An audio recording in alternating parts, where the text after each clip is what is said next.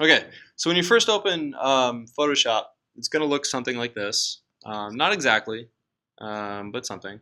If you have never opened it before, this is probably going to be blank, and it'll ask you to open a file. You may have, once you hit either new, well, once you hit new, you're going to get this little dialog box pop up that asks you what kind of a new thing do you want to start. It's going to give you a bunch of template options. Tabloid is a common size. It's 11 by 17. The rest of these are just like goofy custom size things that I've made before and used, or for things for like icons and stuff. The numbers down here, each thing is going to give you the dimensions in pixels. All right, remember Photoshop is a raster program, so we're dealing with the pixels. Okay, pixels are just colored squares on a grid, right? So this would be 750 width and then 1334 height. Okay, so width is the X dimension, height is the Y dimension. 1200 by 1200. So pixels, that's the abbreviation for pixels, and then at 72 ppi. Ppi is just pixels per inch. Right, that's the resolution essentially, the density. Well, not anymore. I was gonna say most screens are 72 ppi, but they're not anymore. Most screens are 150 ppi. That would be like a Retina. If you have a Retina MacBook or a high definition laptop screen, it's gonna be 150 about pixels per inch. Okay, so your resolutions are gonna be like ridiculously high, like 4,000 by whatever, right? What else? Yeah, so you'll see some things like most of these are 72 because that's a pretty common standard. If you want to print, if you're making something to print and not just for the screen, then you want something that's around 300 pixels per inch. Okay, anything over 150 pixels per inch will print okay. Anything around 300 or higher is going to look good. Right, that's high quality. Okay, sometimes you'll see this. If you're sending to a printer, sometimes this won't be PPI, it'll be DPI, it'll be dots per inch, because it's thinking about inkjets where it's laying down little dots for color, right? So it's dots per inch. But like with laser printers and stuff like that, the terminology sort of evaporates.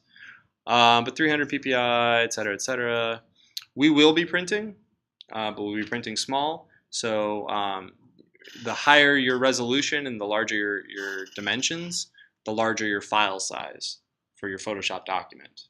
Okay, which means the more Photoshop has to work, the more Photoshop needs, the more resources from your computer Photoshop needs in order to run.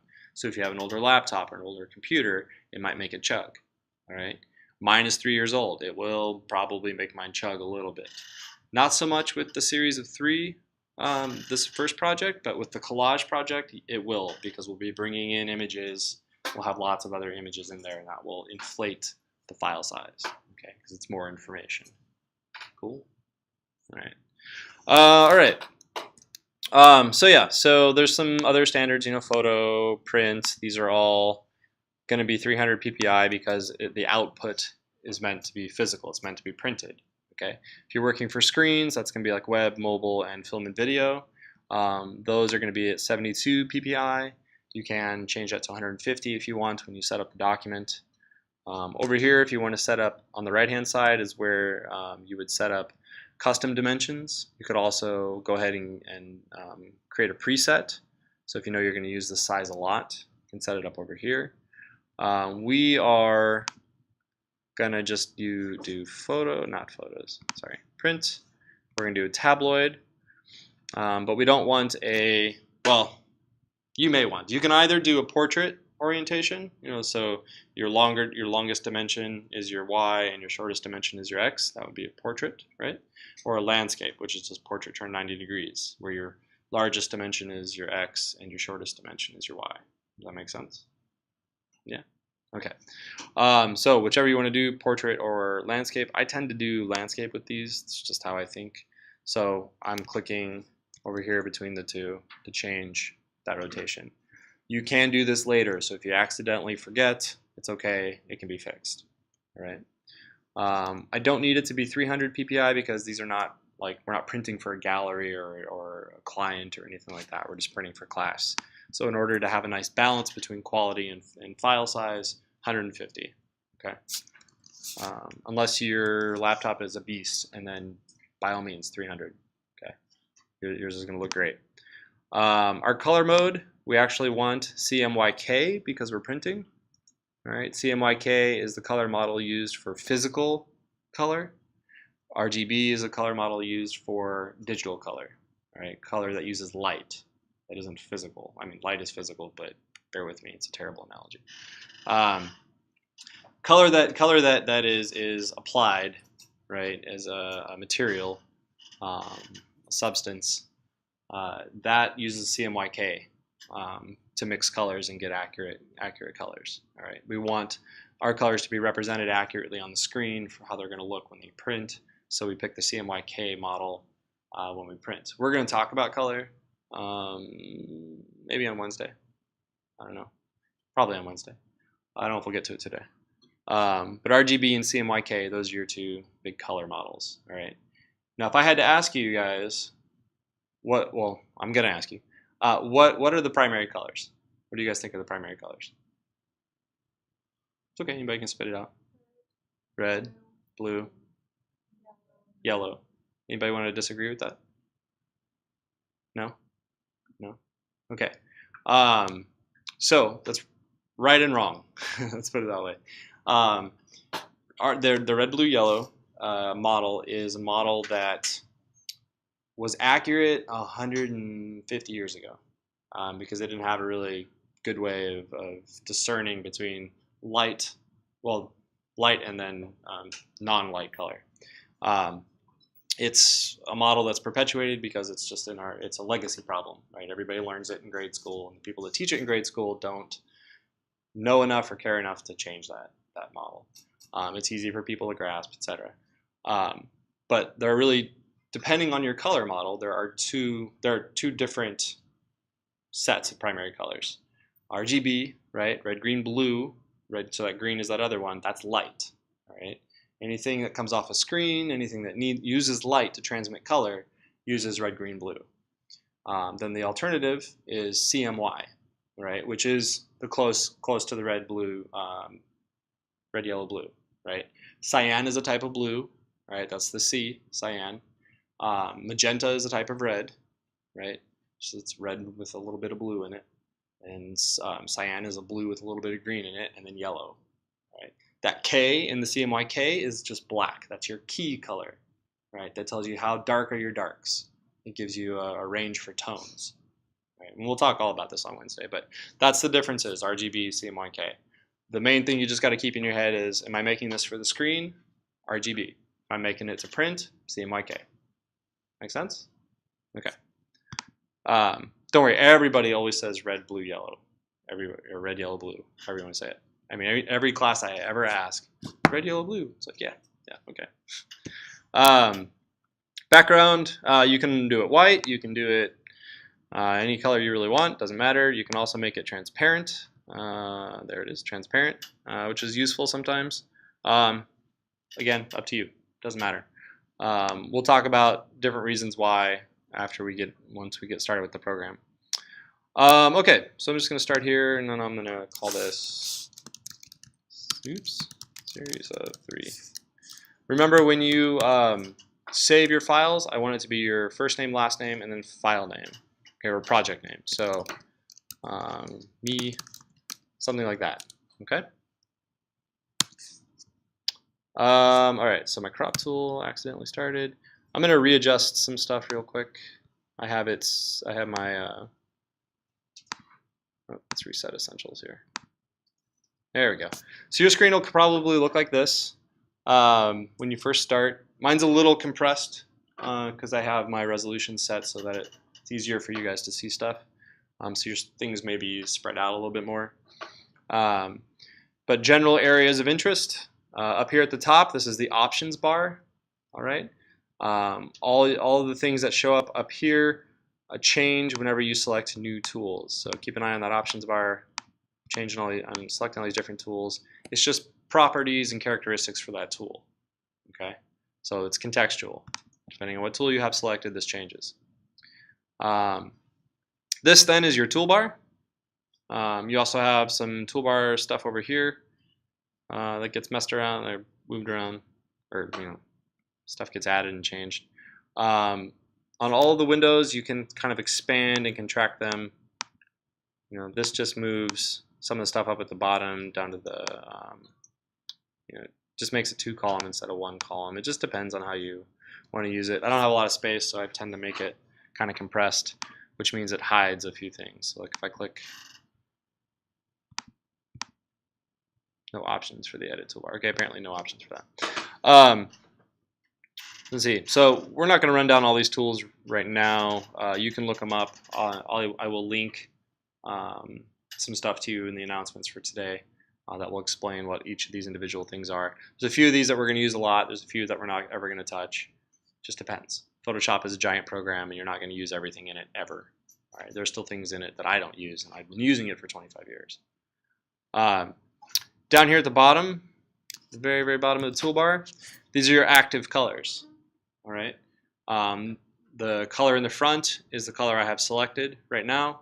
The color behind that is just the background color.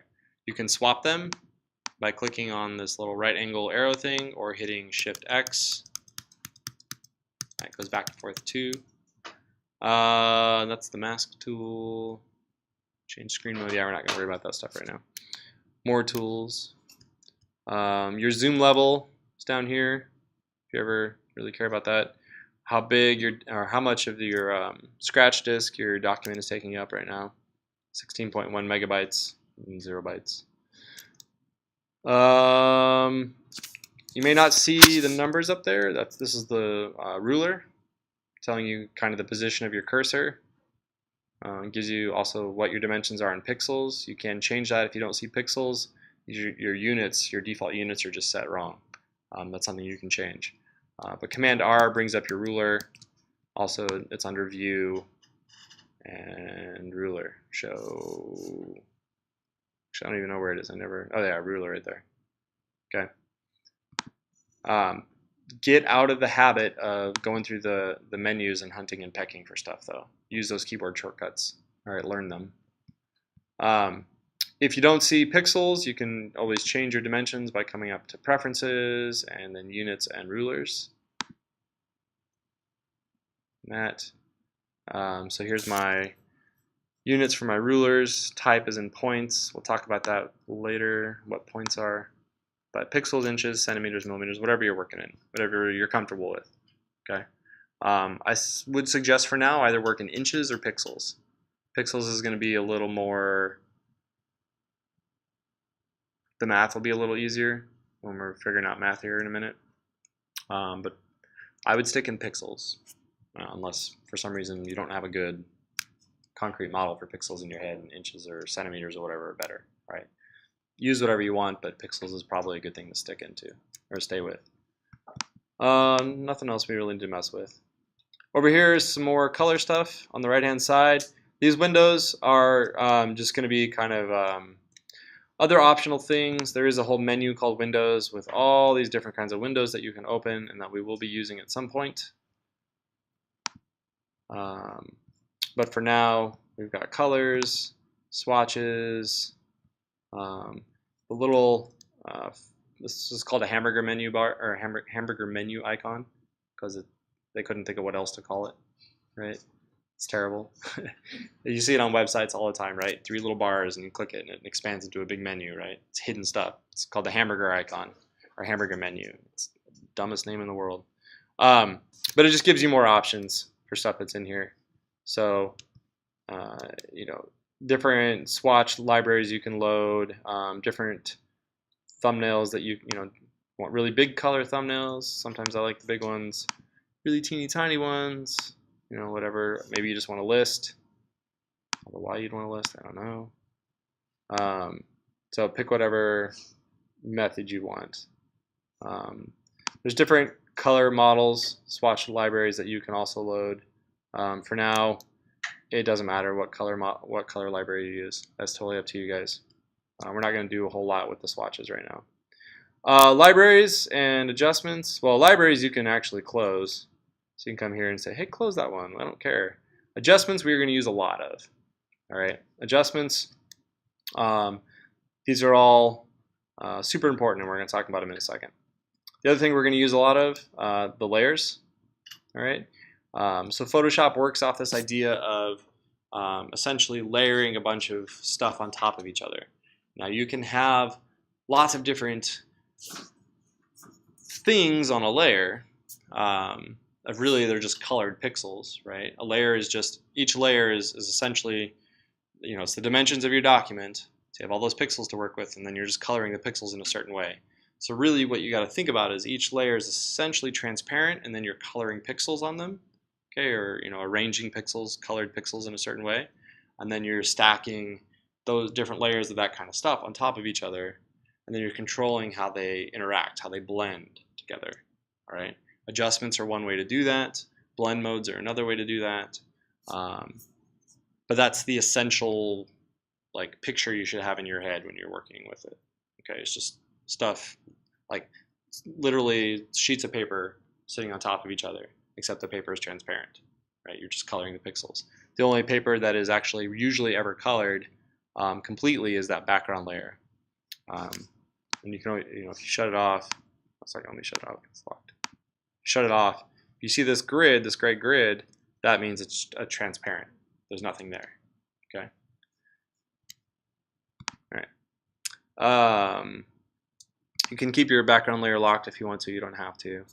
But in the layer window, there's a couple of things here. Right now, safely, you can ignore these things for now. You can turn them off if you want to. Never really going to use them. The things you will use probably are the lock. That's probably about it.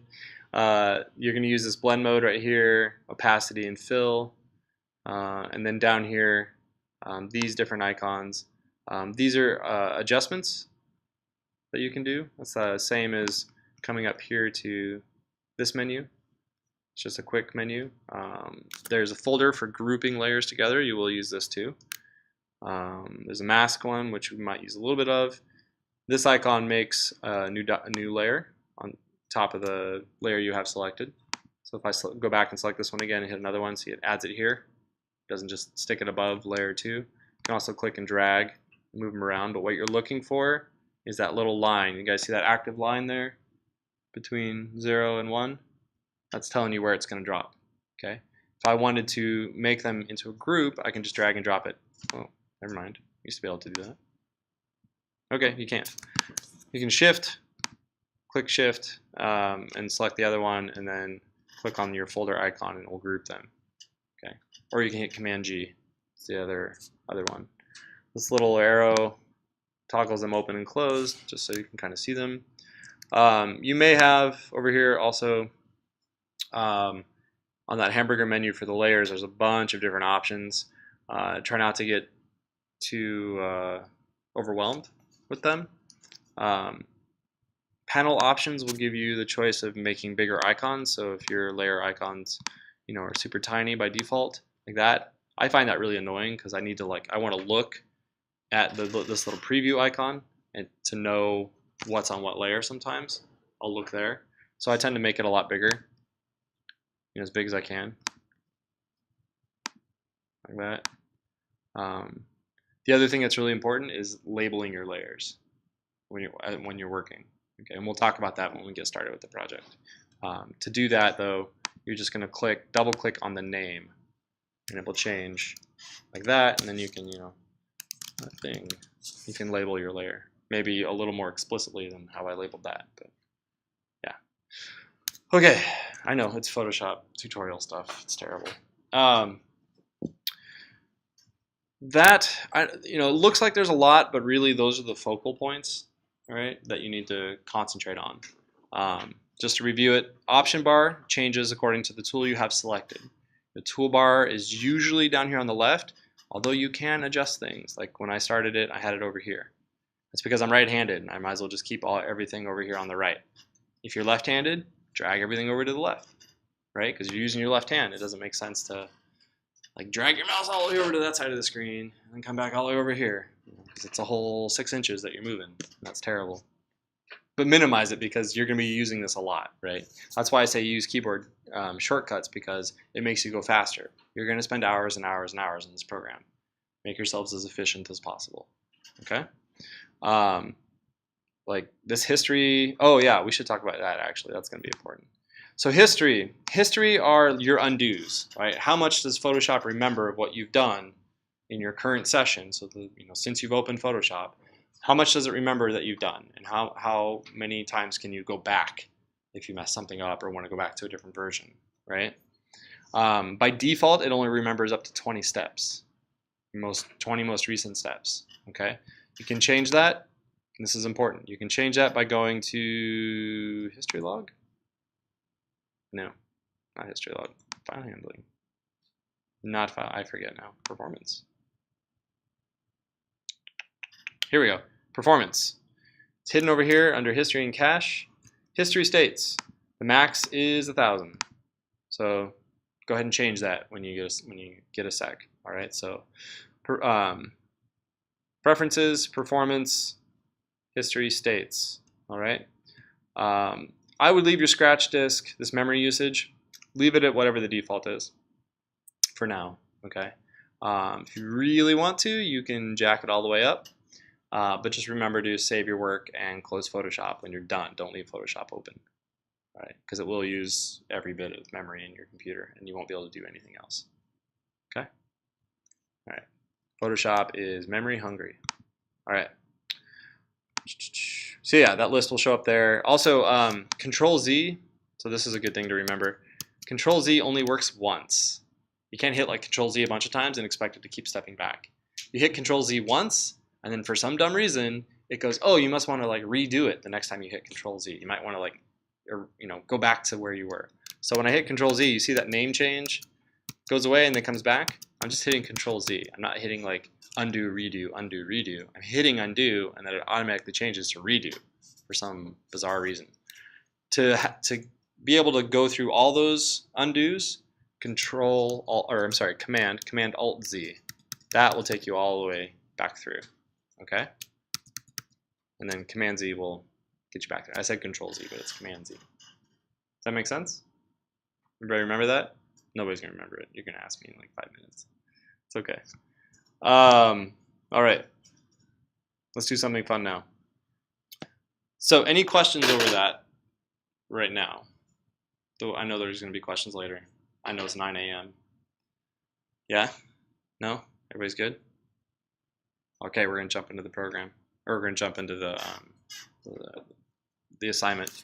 I'm going to